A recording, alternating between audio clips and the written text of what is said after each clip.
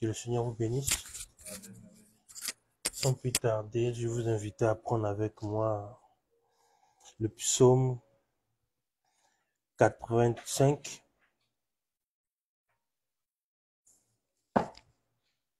Le psaume 85.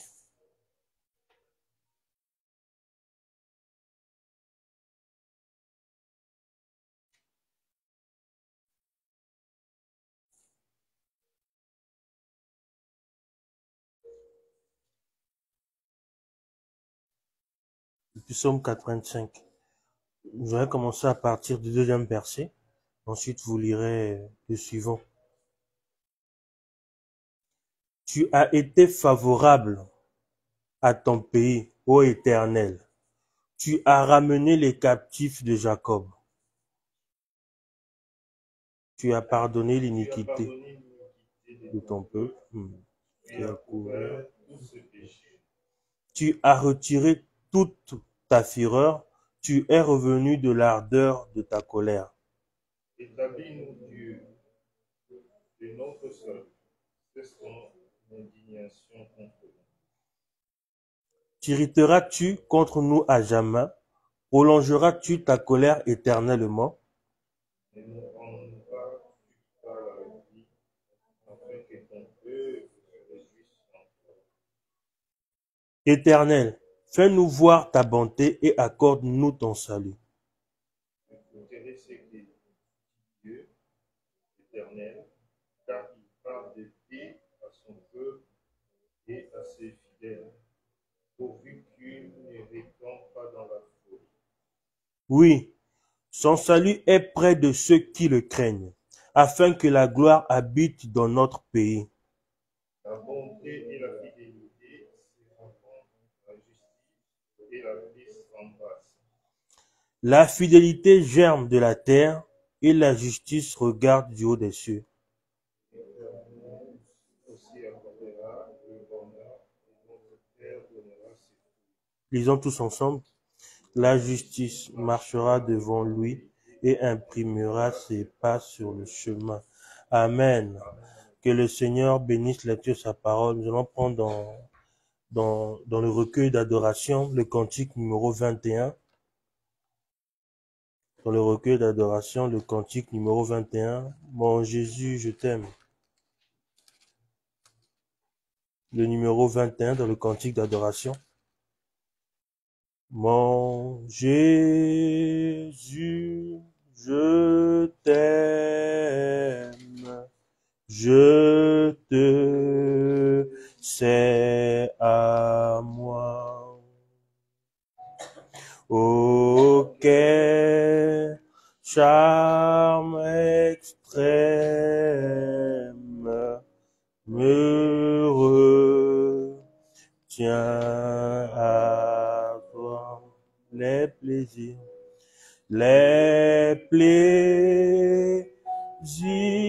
du monde ne m'attirent plus. Ton amour m'inonde, je t'aime, ô Jésus. Mon Jésus, je t'aime, car tu m'as sauvé. En trop toi-même, ton sang m'a lavé, oui, sur la croix,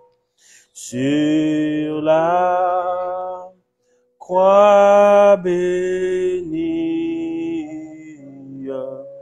pour moi tu mourus, ta mort est ma vie, je t'aime, ô Jésus, qu'ici-bas, je t'aime jusqu'à dans la mort. À l'heure suprême, tu daignes fort. Ma voix expirante ne s'entendra plus. Sache que je chante, je t'aime, ô Jésus. Oui, je verrai ta face, quel ravissement.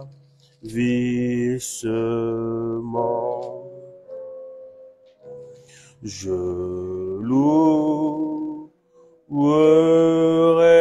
ta grâce éternellement, oui, et dirai sans cesse avec les élus l'hymne d'allégresse. Je t'aime, ô Jésus. Numéro 24. Jésus, roi des rois, qui mourut pour moi. Je veux mourir avec toi,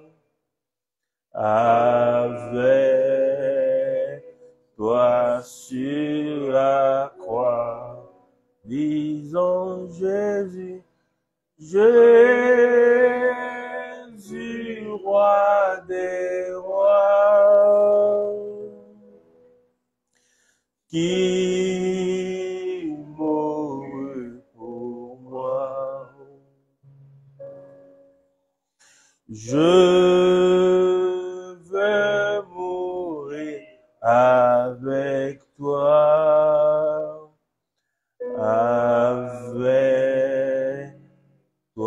sur la croix. J'entends ta douce voix qui me dit,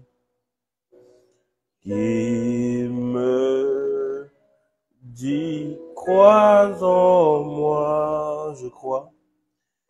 Je crois, Seigneur, soutiens ma foi. Tiens-moi près de ta croix. Oui, Jésus, Jésus, roi des rois, qui mourut pour moi. Je veux mourir avec toi,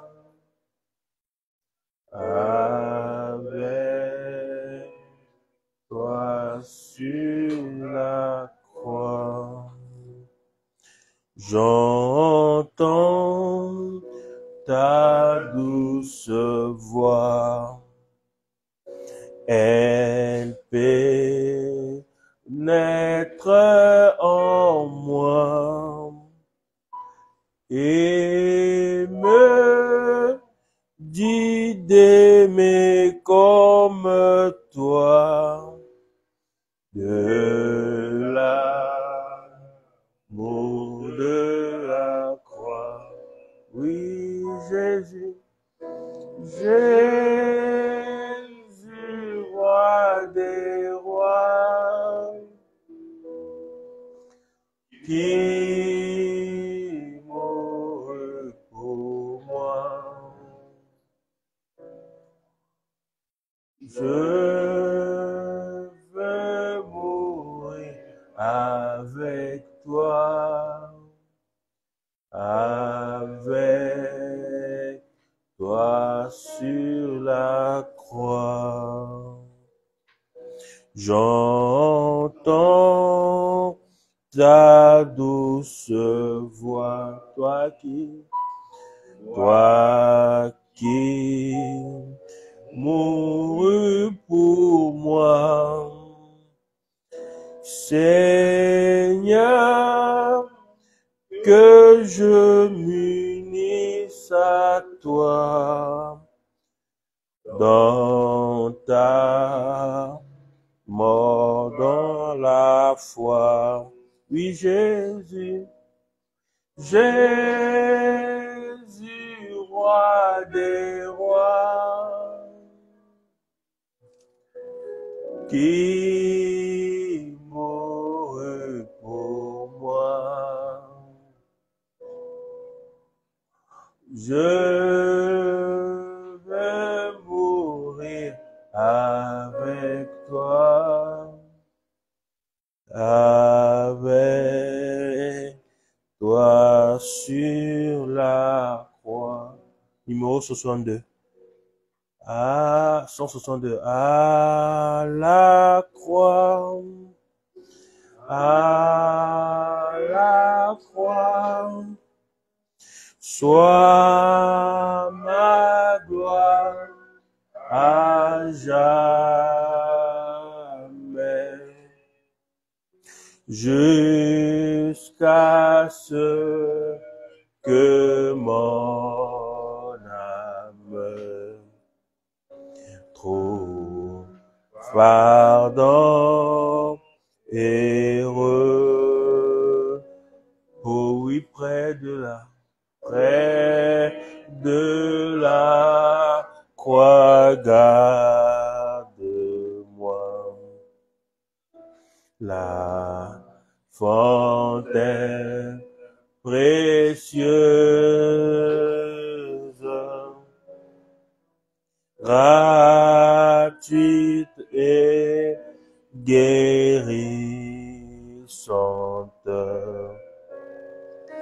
coule du calvaire, oui, à la croix, à la croix, à la croix, sois ma gloire à jamais, jusqu'à ce que mon âme trouve pardon et repos. Prions tous ensemble.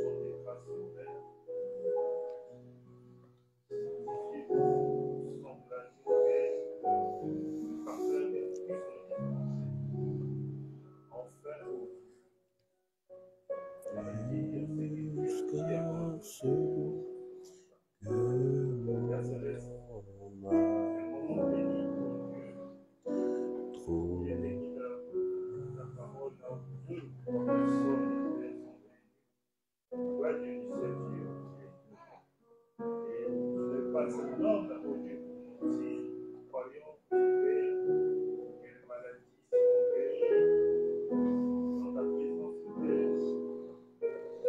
Et la vue de toi, la vie entre dans nous. Puisque dans la puissance de toute chose, je recommande mon bien-aimé à la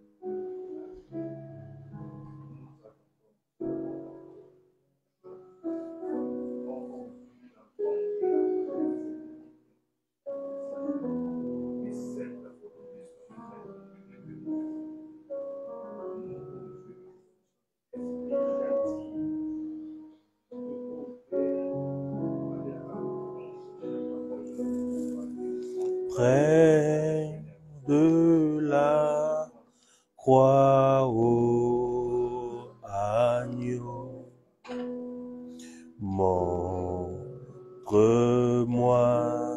ces scènes, aide-moi à marcher toujours avec tes ombres sur moi. À la croix, à la croix, à la croix, sois ma gloire à jamais, jusqu'à ce que mon âme trouve pardon et repos. Il y a une fontaine remplie de sang tiré des veines d'Emmanuel.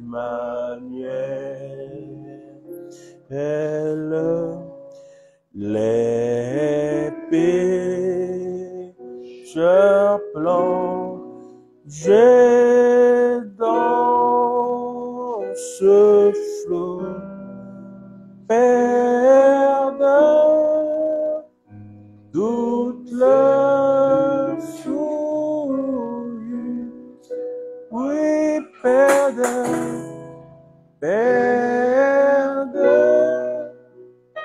toute leur souillure.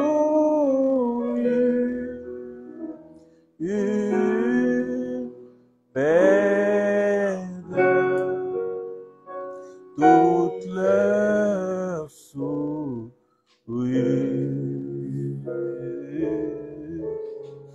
Les pécheurs plongés dans ce flot perdent toute leur souillure. Le voleur mourant. Le voleur mourant s'est réjoui de voir cette fontaine et là aussi puis-je comme lui la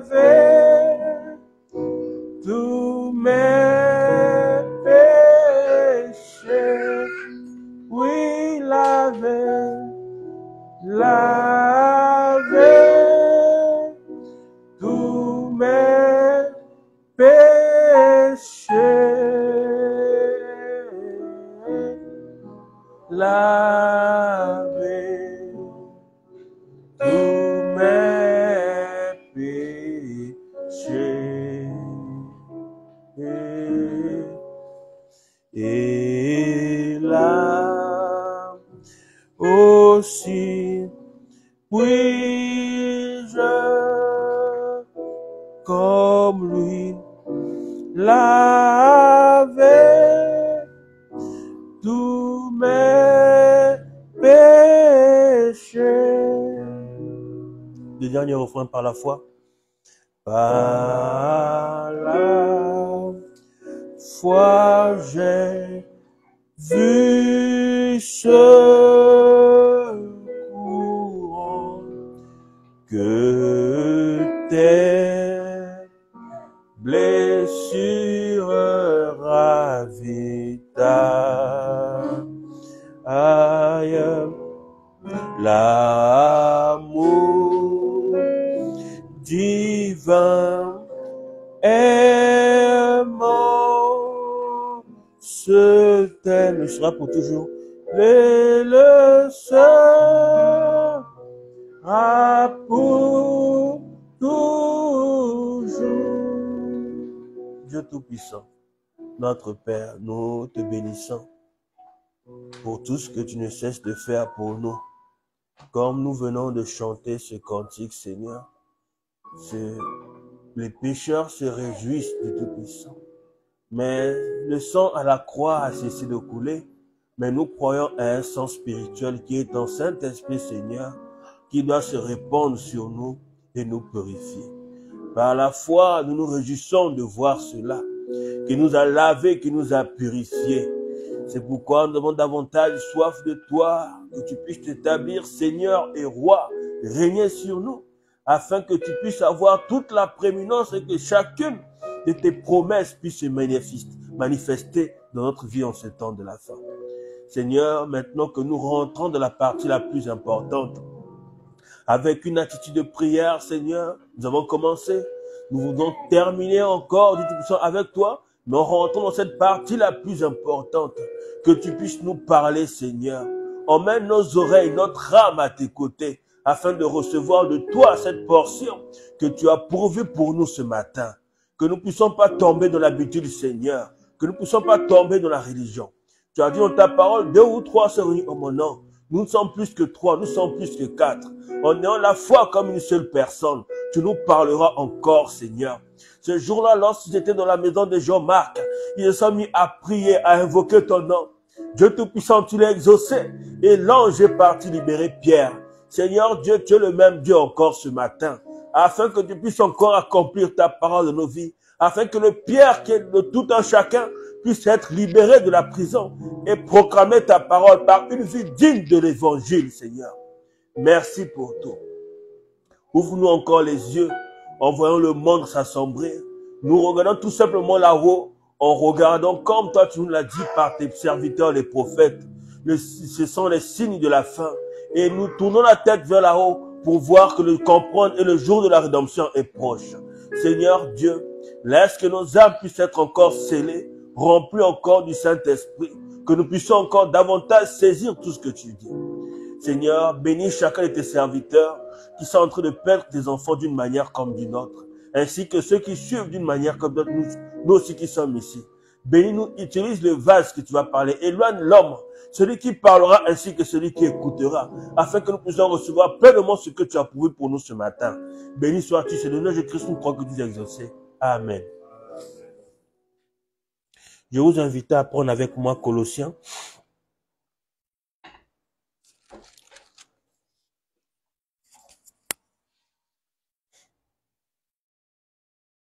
Colossiens chapitre 1. Nous lirons le verset 25 et 27. Nous lirons le verset 25 jusqu'à verset 27. Colossiens.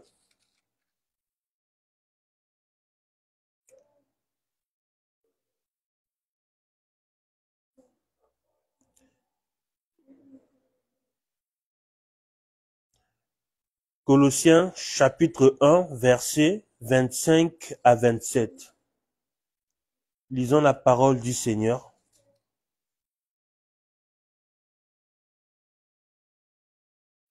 C'est d'elle que j'ai été faite.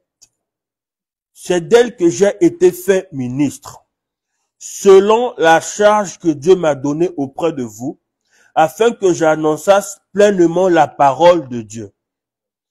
Le mystère caché de tout le temps, excusez-moi, le mystère caché de tout temps et dans tous les âges, mais révélé maintenant à ses saints, à qui Dieu a voulu faire connaître quelle est la glorieuse richesse de ce mystère parmi les païens, savoir Christ en vous, l'espérance de la gloire. Amen. Que le Seigneur vous bénisse. Vous pouvez vous asseoir. Dimanche dernier, nous avons été bénis. Et il y a un point que je voulais, par la grâce de Dieu, que Dieu m'a mis dans le cœur pour pouvoir vous apporter ce matin. C'est l'impact de l'élément surnaturel d'un mystère révélé sur l'individu. L'impact de l'élément surnaturel d'un mystère révélé sur l'individu. Je veux reprendre le passage de la Bible pour que nous puissions aller doucement, doucement. Au verset 25 de 1 Colossiens, de Colossiens chapitre 1. C'est d'elle que j'ai été fait ministre, selon la charge que Dieu m'a donnée auprès de vous, afin que j'annonçasse pleinement la parole de Dieu. Donc pas en partie, mais toute la parole doit être annoncée. Mais maintenant au verset 26. Le mystère caché de tout temps et dans tous les âges, mais révélé maintenant à ses saints. On n'a pas dit les mystères, mais le mystère.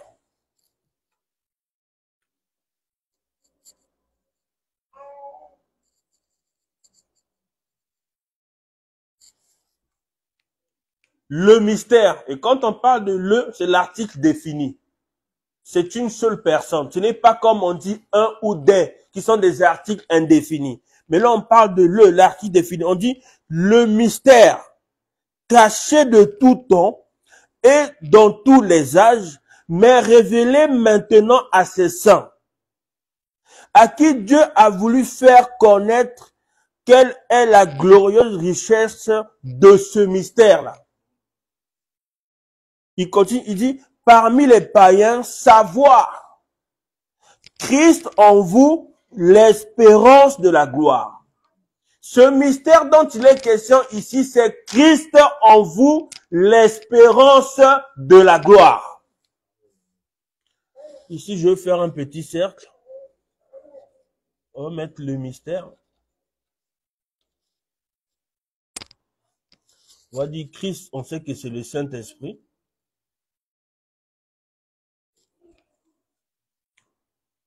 Donc, le mystère que nous devons connaître par-dessus tout, c'est Christ, l'espérance de la gloire. C'est le Saint-Esprit en nous. Et maintenant, prenez avec moi Colossiens chapitre 2. Colossiens chapitre 2, si vous pouvez prendre vos Bibles avec moi. Colossiens chapitre 2.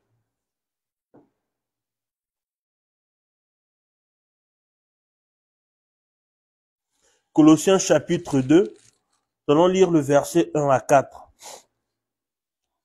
Colossiens chapitre 2, lisons la parole du Seigneur. Je veux en effet que vous sachiez combien est grand le combat que je soutiens pour vous et pour ceux qui sont à Laodicée et pour tous ceux qui n'ont pas vu mon visage en la chair, afin qu'ils aient le cœur rempli de consolation, qu'ils soient unis dans la charité et enrichis d'une pleine intelligence pour connaître le mystère de Dieu, savoir Christ. Les gens parlent souvent des mystères. Ce sont des choses secondaires. Mais la chose la plus importante, c'est le mystère. Savoir Christ, le Saint-Esprit en vous. Au verset 3. Mystère, là il parle le Christ. Mystère dans laquelle sont cachés tous les trésors de la sagesse et de la science. Donc, en Christ, dans le Saint-Esprit, il est caché toute l'intelligence. Il est caché tous les mystères. Que les gens peuvent se poser des questions. Tout cela se trouve dans le mystère, en Christ. Reprenons le verset 3. Mystère dans lequel sont cachés tous les trésors de la sagesse et de la science. Donc, tous les mystères qui ont été révélés en ce temps par Frère Branham, tout cela se trouve contenu dans le Saint-Esprit.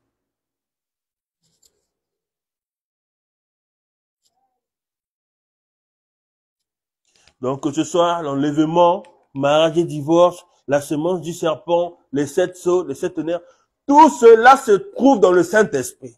Et quand vous avez le mystère qui est Christ, le Saint-Esprit en vous, automatiquement, tous ces mystères-là se trouvent en vous. Parce que le Saint-Esprit, c'est lui qui a écrit la parole et il connaît toutes choses.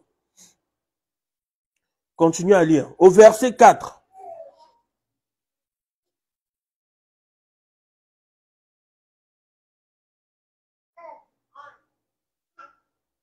Je vais reprendre le verset 3.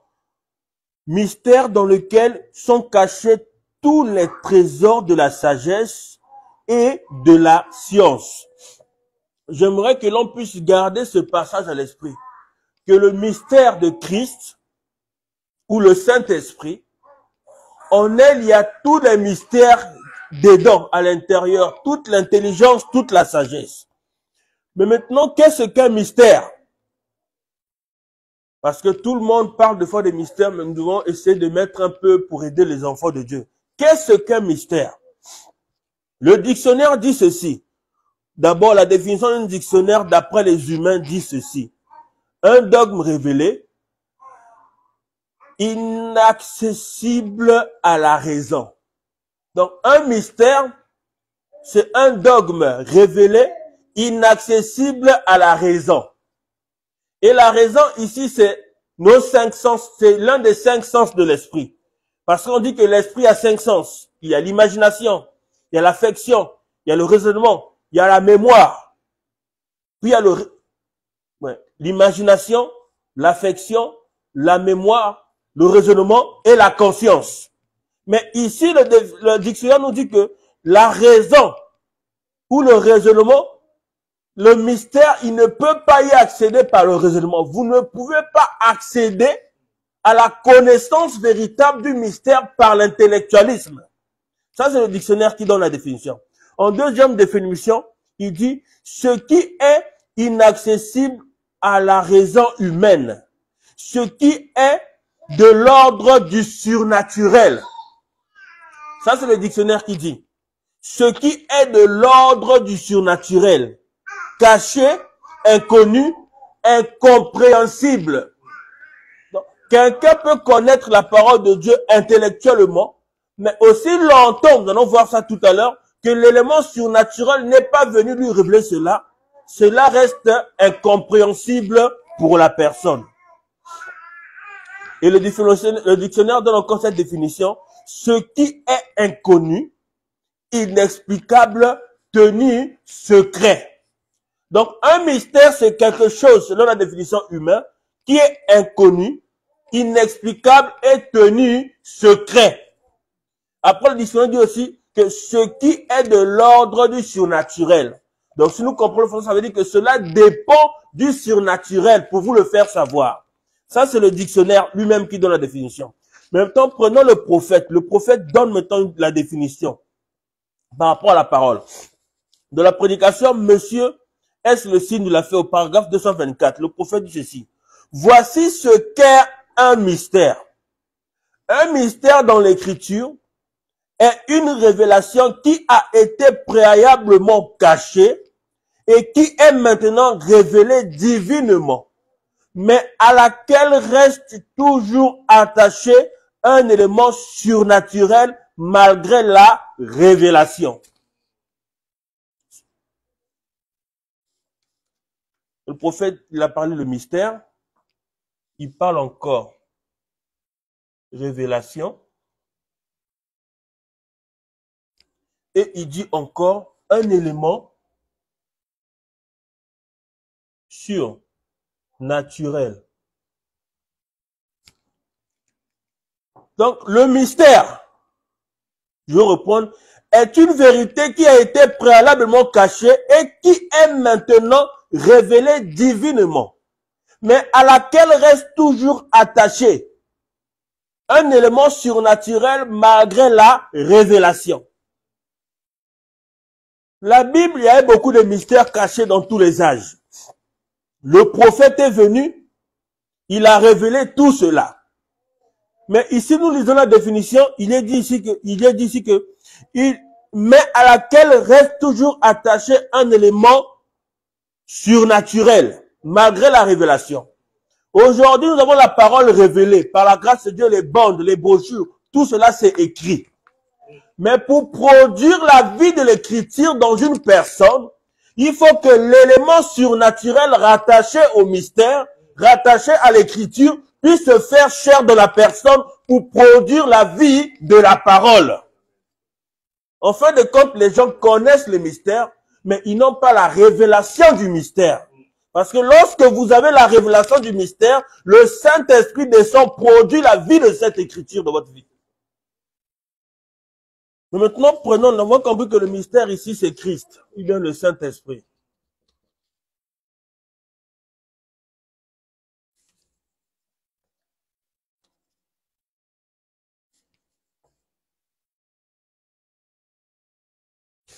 Le mystère ici, c'est Christ, c'est le Saint-Esprit. Et dans Christ, on retrouve tous les mystères. Après, on a parlé du mystère, la définition. Qu'est-ce que c'est que le mystère? Maintenant, nous allons parler de la révélation. Le prophète dit ceci dans les 7 ans de l'Église, chapitre 1, la page 13. Qu'est-ce que la révélation? Or, le mot grec traduit par révélation, c'est apocalypse, qui a le sens de dévoiler. Donc, la révélation, c'est dévoiler. Ce dévoilement s'illustre parfaitement par l'exemple d'un sculpteur qui dévoile son œuvre statuaire, l'exposant ainsi aux gens. C'est une action par laquelle ce qui était auparavant caché se trouve découvert, révélé. Donc, tous les mystères qui étaient cachés que les gens ne comprenaient pas, lorsque la révélation vient, cela se trouve maintenant découvert, cela est maintenant révélé.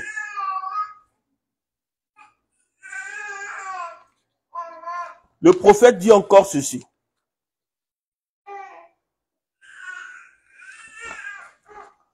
Dans la prédication des 7 ans de l'Église, chapitre 1, à la page 16, le prophète dit ceci.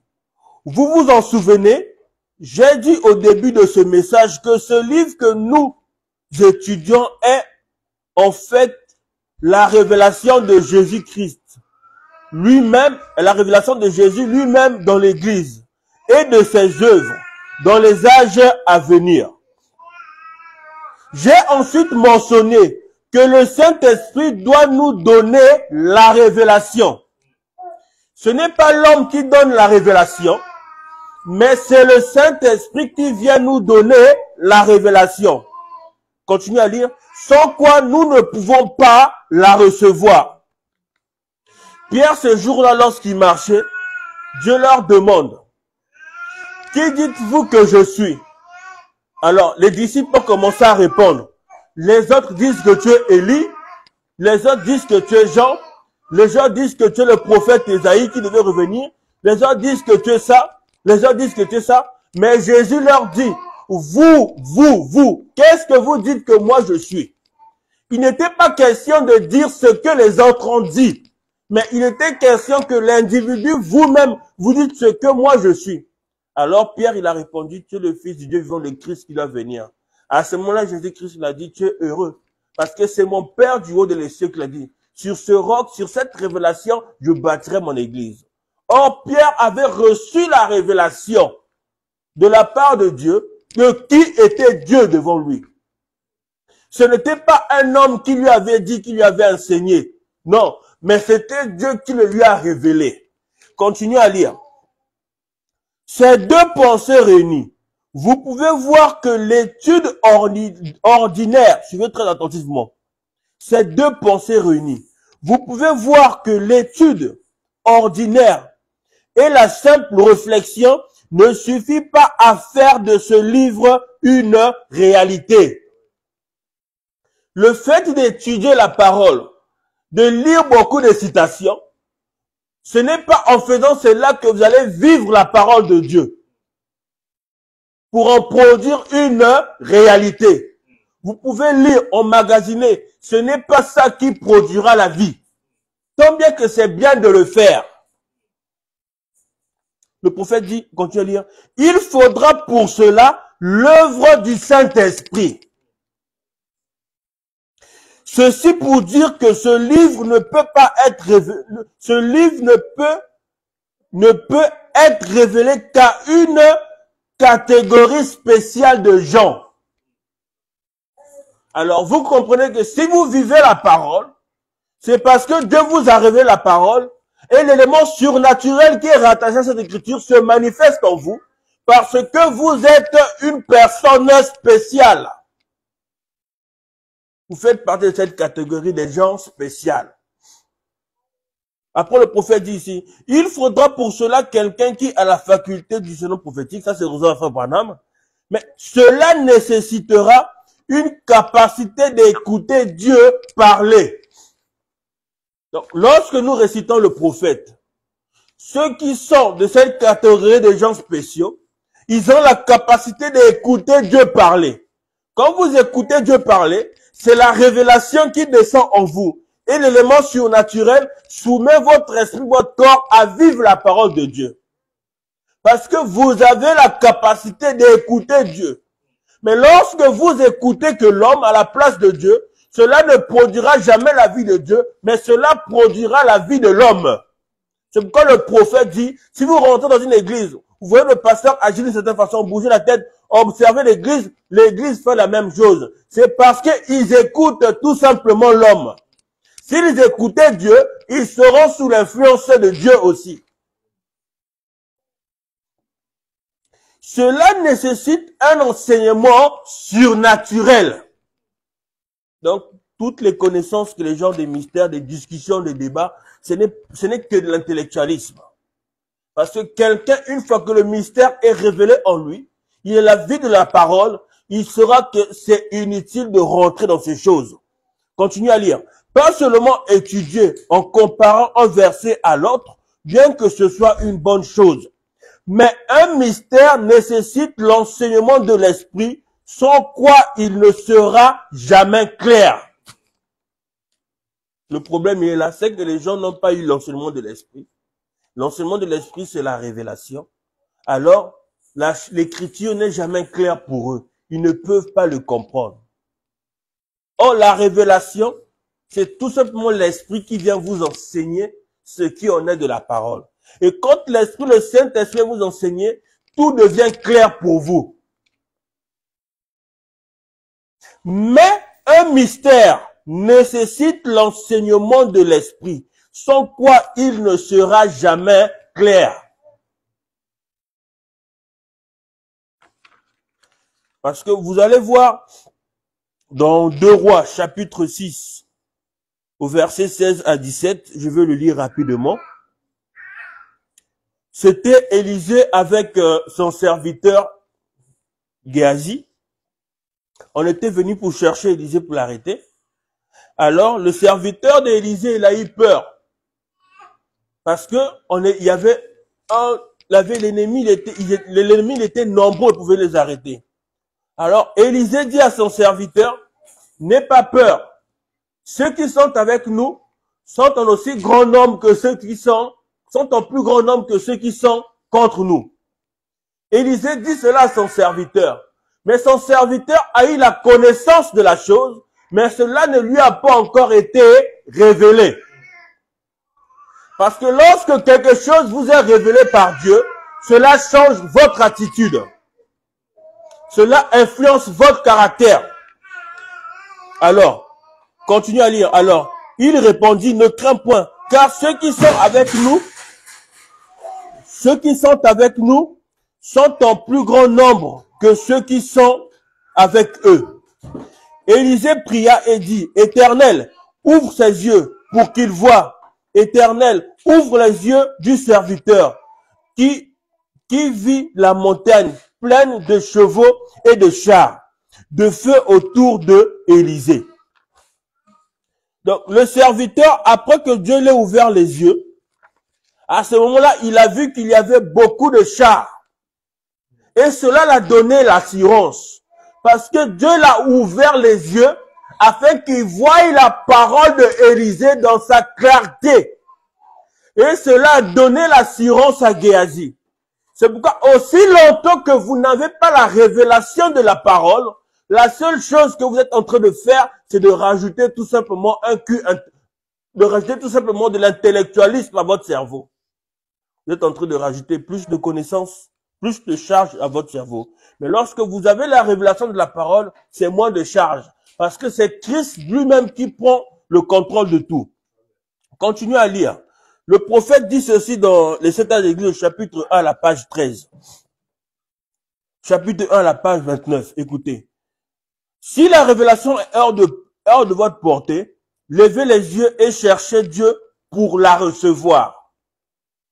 Il n'y a pas d'autre moyen pour vous de la recevoir. Une révélation doit venir de Dieu. Elle ne vient jamais par une capacité humaine naturelle, mais c'est quelque chose que l'on reçoit de façon spirituelle. Nous pourrions même mémoriser les Écritures, mais bien que ce soit merveilleux, ce n'est pas ainsi que vous y arriverez. Il faut que ce soit une révélation qui vient de Dieu. Il est dit dans la parole que personne ne peut dire que Jésus est le Christ si ce n'est par le Saint-Esprit. Vous devez recevoir le Saint-Esprit, ensuite seulement, il peut vous donner la révélation que Jésus est le Christ, Dieu, le roi. Dès que quelqu'un reçoit le baptême du Saint-Esprit, à ce moment, le Saint-Esprit lui donne la révélation. Même s'il n'a pas lu telle brochure, dès que quelqu'un veut lui dire non, le prophète a dit, le Saint-Esprit étant le même Saint-Esprit qui était dans le prophète, il dira que non, vous allez sentir qu'il y a un truc qui ne va pas. Pourquoi? Parce que c'est tout simplement que le Saint-Esprit en vous ne reconnaît pas la parole. La personne va dire des choses, il y a un truc en vous qui a dit non, il manque un truc. Parce que le Saint-Esprit, même si ce n'est pas le Saint-Esprit qui était c'est le même Saint-Esprit. Le frère Branham a révélé toute la parole. Et vous n'avez pas connaissance de toutes les brochures. Mais parce que c'est le même Saint-Esprit qui est en vous, peu importe l'individu qui dira des choses que c'est pas la parole, lui ne dira pas Amen. Parce que ce n'est pas la parole que lui il a révélée. C'est là-bas que vous vous rendez compte qu'il y a une différence entre connaître un mystère et avoir la révélation du mystère. Le prophète dit ceci dans les 7 ans d'église, au chapitre 1, la page 13. On n'insistera jamais trop sur l'importance pour le vrai croyant de la révélation par l'Esprit. La révélation est pour nous un facteur d'une importance capitale. Peut-être même plus que vous ne le pensez. Donc, le fait d'étudier la parole, c'est bien. Frère, si on te de lire la brochure, si on te d'écouter le prophète, c'est bien. Mais avant de lire la brochure, avant d'écouter le prophète, il est très important d'abord de prier, de demander à Dieu de vous donner la révélation. Parce qu'une seule révélation de la parole de Dieu met en déroute tout l'enfer. Parce que la femme au puits, lorsqu'elle s'est tenue devant Jésus, elle partait peut-être au temple écouter les prédications des sanctificateurs, ainsi de suite. Mais lorsqu'elle s'est tenue devant Jésus, il n'y a qu'une seule écriture qui l'a aidé à reconnaître que c'était Dieu. Elle a dit, il nous avait été dit que lorsque le Messie viendra, il fera ces choses. Et pourtant, elle entendait que Jésus faisait des miracles. Mais elle entendait que mais elle, c'était juste cette écriture-là qu'elle avait gardée. C'est pourquoi Dieu, pour vous sauver, cela ne dépend pas de la quantité de connaissances que vous avez besoin, mais cela dépend de ce que Dieu veut vous donner. C'est comme cette mamie, au temps de Frère Branham, c'était une mamie, une vieille. Frère Branham l'a rencontrée, Frère Branham l'a baptisée, elle a reçu le Saint-Esprit. Puis quelques années, ou bien quelques temps plus tard, ou bien quelques mois, quelque chose comme ça, elle est morte, elle est partie dans la gloire. Après, le Frère Branham passe par une situation difficile, il se retrouve de l'autre côté, au-delà du rideau du temps. Vous pouvez le lire de la prédication, au-delà du rideau du temps, ou bien dans le roi rejeté. Et quand il se retrouve là-bas, il y a une jeune femme qui arrive. Oh, mon précieux frère, oh, si tu n'es pas venu, mon bien-aimé. Frère Branham, il reste dans l'étonnement. Il dit, qui est cette femme-là? À ce moment-là, la voix lui dit, non, mais cette femme-là, c'est la vieille-là que tu avais baptisée en ce temps-là, ce jour-là. Or, dans ce moment-là, elle n'était plus vieille, mais elle était entre les environs de 17 ans. Pourquoi? Parce qu'elle avait tout simplement reçu la chose la plus importante. Le mystère le plus important, le Saint-Esprit.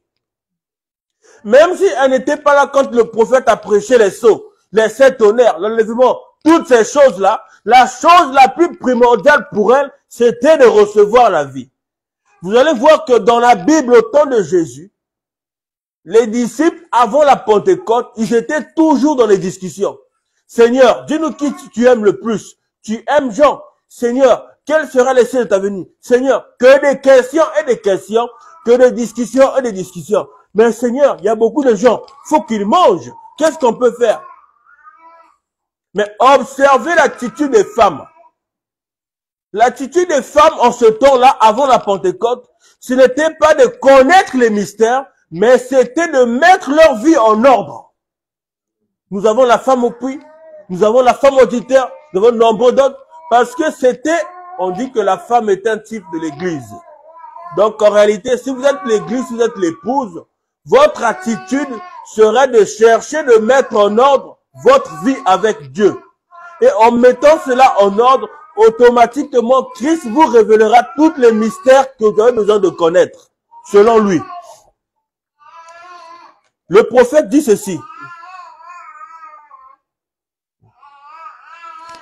Je vais aller plus rapidement. Le prophète dit ceci. Dans les 7 âges de l'église, le chapitre 1, la page 32. Le prophète dit ceci. Nous en arrivons maintenant à une conclusion. Conclusion que nous avons déjà trouvée dans la parole. Bien que nous croyons qu'il est bon de chercher à obtenir les manuscrits les meilleurs et les plus anciens pour avoir la transcription la plus fidèle possible de la parole. Donc, ceux qui partent lire des anciens livres, toutes ces choses hébreux pour avoir une traduction de la Bible, des choses comme ça, pour avoir beaucoup de connaissances. Le prophète dit, nous ne trouverons jamais son sens véritable en étudiant et en comparant les Écritures. Écoutez, quelle que soit notre sincérité. Donc, même si la personne est sincère, comment? Il cherche, ce n'est pas ça. Il va rien trouver. Il faut que Dieu lui donne seulement la révélation. Seulement une révélation provenant de Dieu pourra le rendre clair. Voilà le point. Quand les gens sont dans les discussions, non, on est dans le minimum, comme ça, comme ça, comme ça. Le problème de tout ça, il est là. C'est qu'ils n'ont pas encore reçu le mystère qui les emmène à recevoir tous les mystères. C'est une révélation provenant de Dieu.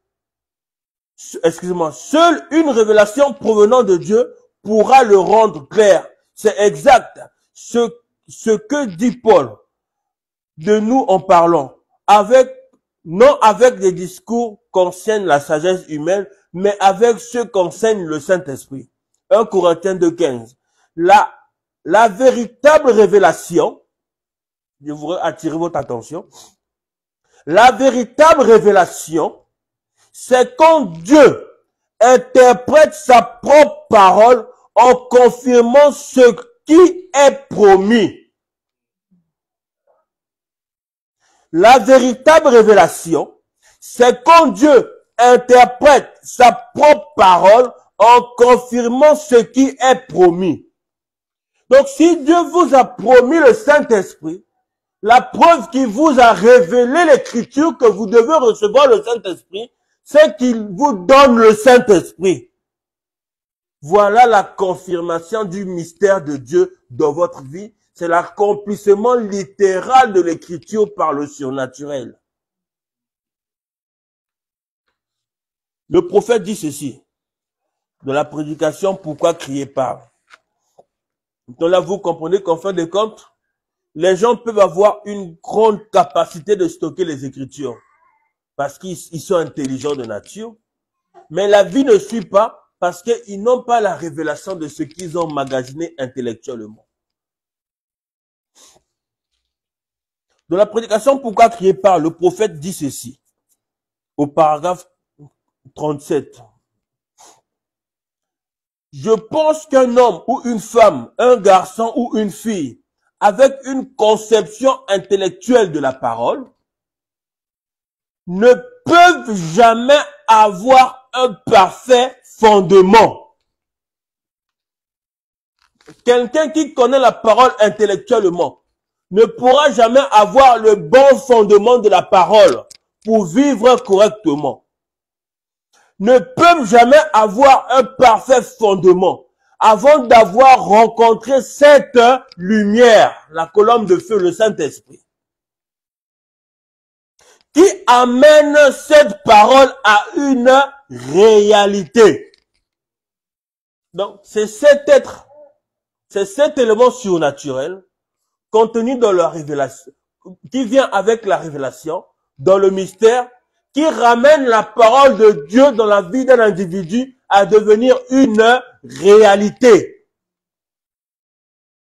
Je pense qu'une église, avec sa pratique, peu importe combien elle est intelligente et fondamentaliste, quand on dit fondamentaliste, c'est ceux qui sont comme ça avec la Bible, dès que la parole dit c'est la parole comme ça.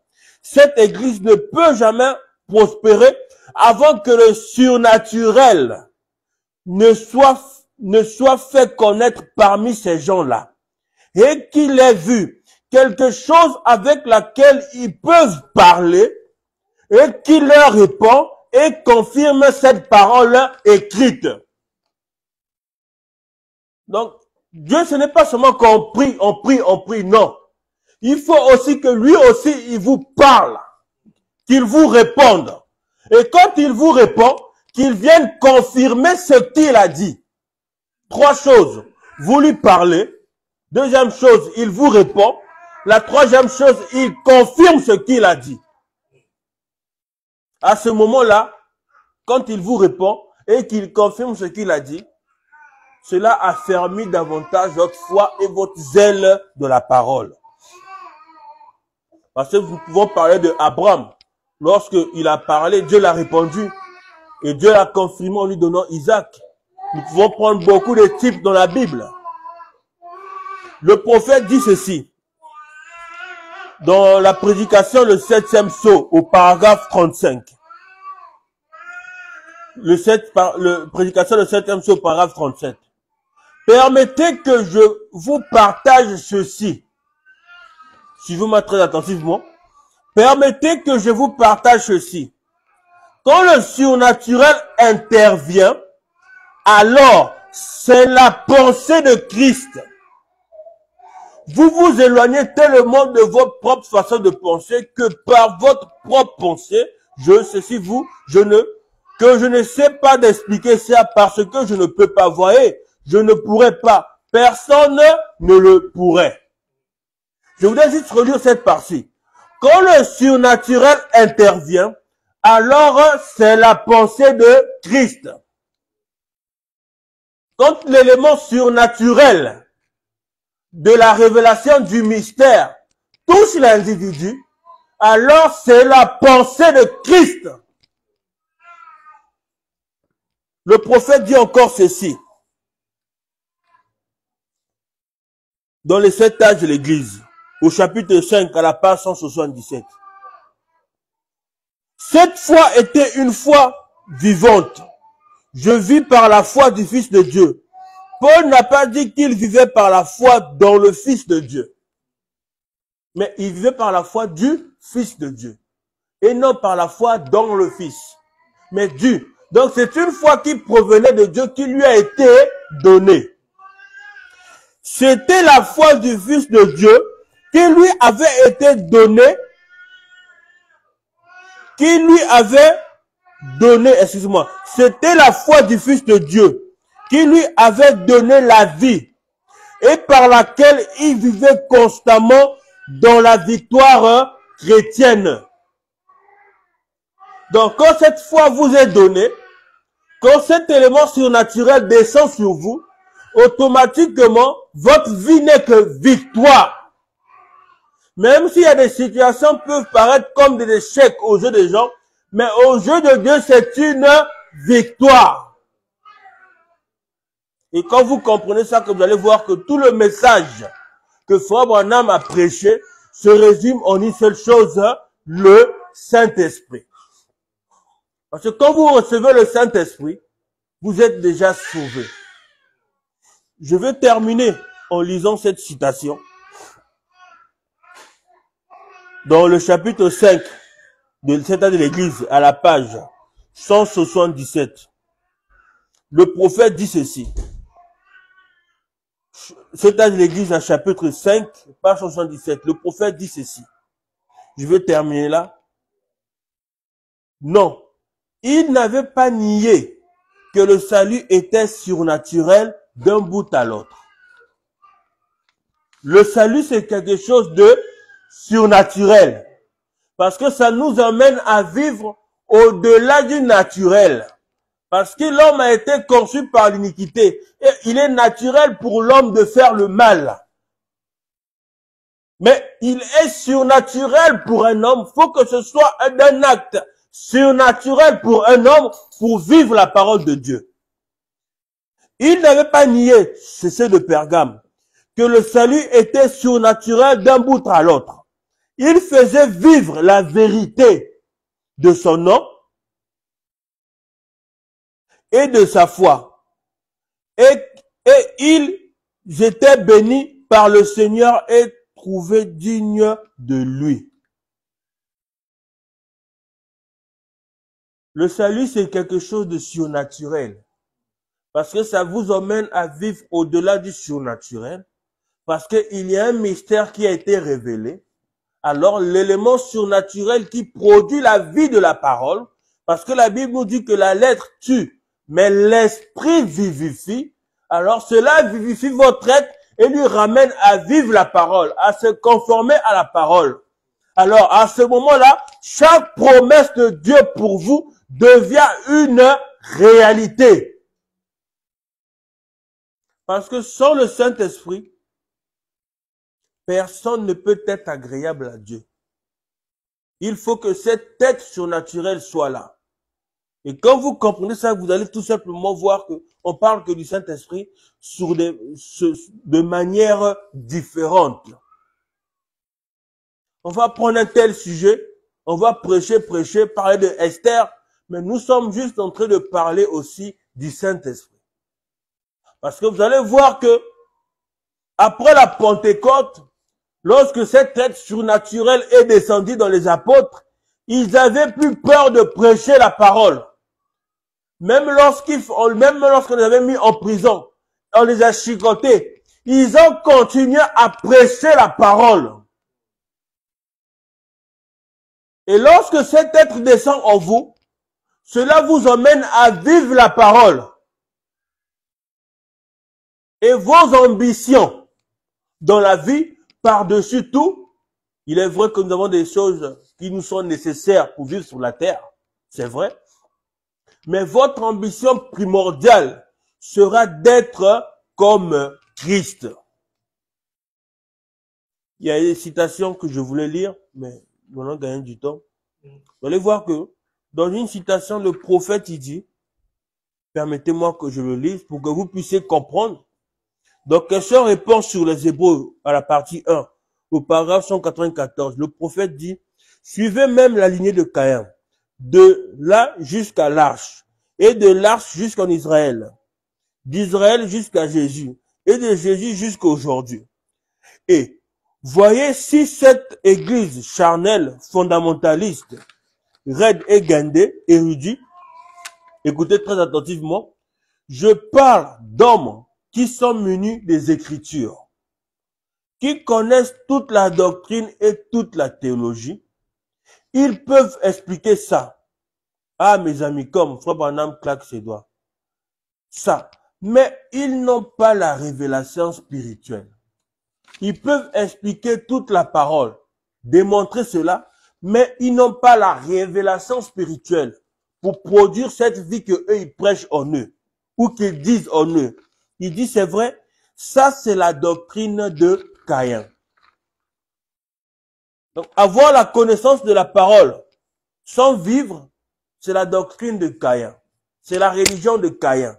C'est pourquoi la révélation, elle est révélée exclusivement aux enfants de Dieu. Nous pouvons parler de Abel. Abel n'était pas baptisé du Saint-Esprit, mais il avait la révélation que ce n'était pas des fruits que le parent avait mangés, mais il y avait une question de sang. C'est pourquoi Abel est venu offrir un sacrifice, un agneau. Nous allons aussi voir aussi qu'un peu plus loin, Jacob, avec son beau-père par rapport aux histoires des agneaux qui devaient avoir des taches, qui n'avaient pas de taches. Vous lirez dans Genèse chapitre 31 au verset 10 à 11. Après un temps, je veux dire, au temps où les brebis entraient en chaleur, je levai les yeux et je vis un songe que les boucs qui couvraient les brebis étaient rayés, tachetés et marqués. Et l'ange de Dieu me dit en songe, Jacob, et je répondis, me voici. Jacob, l'ange lui a révélé le secret, comment il faut obtenir les agneaux dont il avait besoin. Alors, quand vous comprenez cela, vous verrez que Dieu peut vous révéler quelque chose d'une manière comme d'une autre, mais cela produira toujours la vie de la parole. Dieu peut vous révéler quelque chose par des songes, par des visions, en écoutant la parole. Cela produira toujours la vie de la parole. Parce que le prophète a prêché. Il nous a montré dans les mystères qu'il y a le mystère du baptême du Saint-Esprit sans sensation. Parce qu'à l'époque, il y en avait quand tu reçois le Saint-Esprit, il fallait qu'il s'agite, qu'il parle en langue, qu'il court. Non, le prophète aussi a dit qu'il y a aussi le baptême du Saint-Esprit sans sensation. Vous êtes là assis, en train d'écouter la parole, le Saint-Esprit descend sur vous et change votre vie. Que ce soit le Saint-Esprit avec sensation ou sans sensation, étant le même Saint-Esprit, étant le même acte, cela produira toujours la même vie. Le problème qu'on a aujourd'hui, c'est un problème de vie parce qu'il y a un manque de Saint-Esprit. Parce que lorsque vous avez la vie, vous n'avez pas besoin de trop parler. Lui-même, le Saint-Esprit rendra témoignage de lui-même. Parce qu'il n'y a que lui pour révéler sa parole. Je vais le lire rapidement. Je vais m'excuser. C'est dans Jean.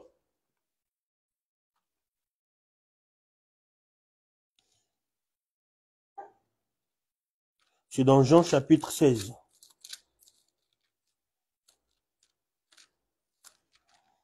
Jean chapitre 16, verset 13. Il est dit ceci.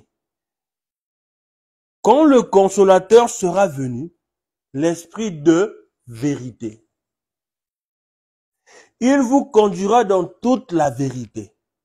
Car il ne parlera pas de lui-même, mais il dira tout ce qu'il aura entendu et il vous annoncera les choses à venir. Donc, le Saint-Esprit, l'Esprit de vérité, lui-même vous conduira dans toute la vérité. La Bible n'a pas dit que non, c'est le prédicateur, non, c'est le frère. Non, ici la Bible dit que c'est lui le Saint-Esprit, lui-même en vous. C'est lui qui vous conduira dans toute la vérité. Alors, il est du devoir et dans l'obligation de Dieu de nous donner le Saint-Esprit afin de vous conduire davantage. C'est là-bas que vous vous rendez juste tout simplement compte que Nous avons beaucoup de professeurs de français. L'autre là-bas, ça va être le professeur là, du français. Son cours sera la seconde venue. Les gens vont venir, ils vont s'asseoir. Ça va devenir comme un diaporama, comme un séminaire. On sort agité, mais on continue la même vie sans se soucier si les gens ont véritablement compris la parole. Parce qu'on dit souvent que non, j'ai entendu, mais est-ce que tu as compris? J'ai compris, mais pourquoi tu n'as pas fait? J'ai entendu, oui, tu as entendu. Mais est-ce que tu as compris? Non, j'ai pas compris, mais j'ai entendu. Là, il faut revenir encore pour que la personne puisse comprendre. Bon, j'ai compris, d'accord, tu as compris. Mais pourquoi tu n'as pas fait? Il faut que la personne se sente concernée. À ce moment-là, il fait. Et nous comprenons que le véritable mystère qui doit s'accomplir dans la vie d'une personne, c'est Christ, l'espérance de la gloire.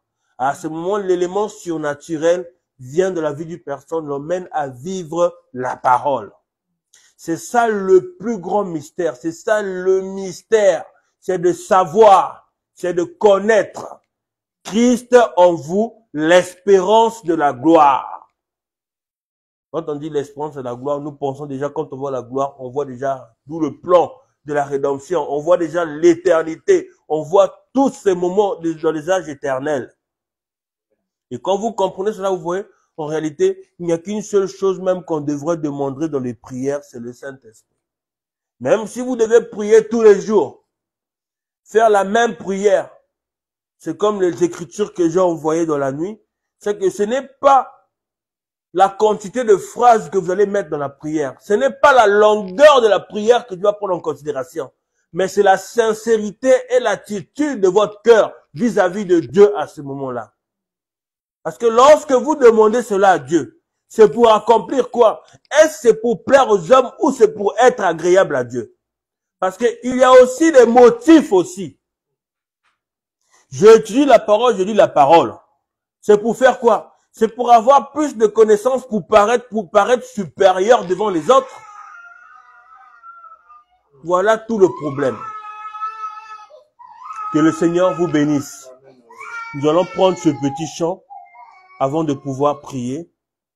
S'il y a quelqu'un qui m'a aimé, s'il y a quelqu'un qui m'aime, s'il y a quelqu'un qui m'a aimé, c'est Jésus. S'il y a quelqu'un qui m'a aimé, s'il y a quelqu'un qui m'aime, s'il y a quelqu'un qui m'a aimé, c'est Jésus. Chante en joie, joie, joie, joie, joie tous les jours. En Jésus, il y a la joie tous les jours. Paix, paix, paix, paix tous les jours.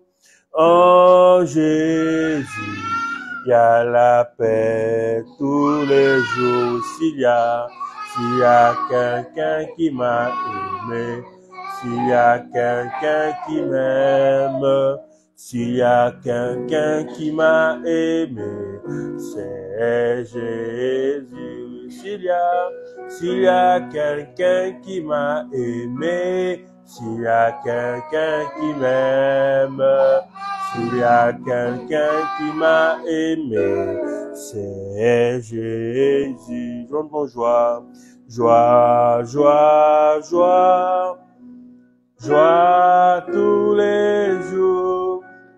En Jésus, il y a la joie tous les jours. Oui, amour, amour, amour, amour, oui, amour tous les jours. En Jésus, il y a l'amour tous les jours. S'il y a quelqu'un qui m'a sauvé, s'il y a quelqu'un qui sauve, S'il y a quelqu'un qui m'a sauvé, c'est Jésus. Oui, s'il y a quelqu'un qui m'a sauvé, s'il y a quelqu'un qui sauve, s'il y a quelqu'un qui m'a sauvé, c'est Jésus. Oui, Dieu peut le faire encore. Et encore, et encore, il est le même Dieu. Il a toujours été, hier, aujourd'hui, pour toujours. Il demeure le même. Tu n'as pas à douter. Dieu peut le faire encore. Prions tous ensemble.